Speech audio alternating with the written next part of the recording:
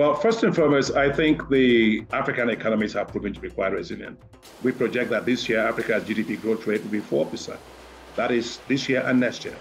And that is high compared to the global GDP growth rate, which is estimated to be, we expect to be 2.7% this year and 3.2%.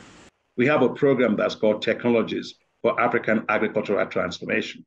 That program in the last 3 years alone has provided more than 12 million farmers with access to high-performing technologies for maize, for rice, for cassava, and also for wheat, all across several African countries.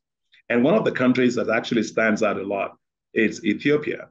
In Ethiopia, we supported them to produce wheat, but using heat-tolerant wheat varieties that resist heat.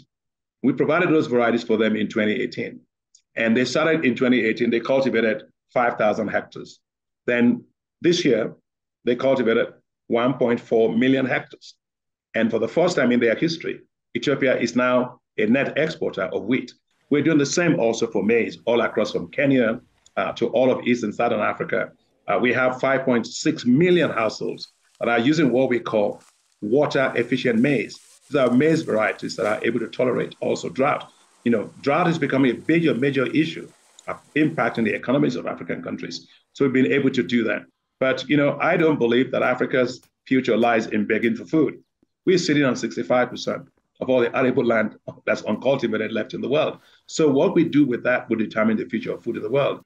So we launched a $1.5 billion Africa Emergency Food Production Facility, which today is supporting 34 countries to produce food worth $12 billion. So I'm confident that Africa will not have any crisis arising from this particular situation. What should Africa's health agenda focus on?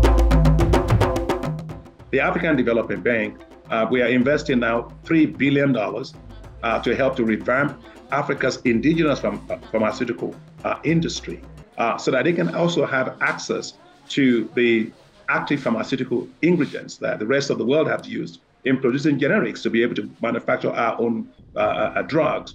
And we are also helping to upgrade their own plant level capacity, both in terms of physical infrastructure, but also human capacity to be able to meet the WHO level 4 standard, in which case you can produce and you can market it globally as certified quality medical products. So we're doing that. On the vaccine side, we are investing in a few companies to also help with the manufacturing of vaccines in Africa. But as you were saying, the issue with vaccines is that you need to have the antigens to be able to produce it, but you also need to have the know-how to do it. And so vaccines are not things you pick up on a grocery store and you bring home. You have to support, R&D capacity. You have to have, whether it's biochemistry, you have to have, pharmacology, people that can actually do that. So we are investing quite a lot in building medical sciences capacity in Africa. How can we boost our intra-Africa trade? A lot of trade that we are talking about still is being done by informal traders, and so we got to make more progress in moving beyond informal trading to more formal trading systems, which means we have to have a lot of training for the traders into this particular area. And lastly, is that those that were actually trading are women, and so they have to be able to trade without harassment. And we as African Development Bank are very big in this to make sure that women traders can trade freely within the region and also without sexual harassment. I am proud of what we've done in this area as African Development Bank. We have a program called Affirmative Finance Action for Women in Africa, which we have used to leverage as of last year, in 1 year, $1 billion for women businesses in Africa. And we'll continue to do that because women are the ones that run trade in Africa.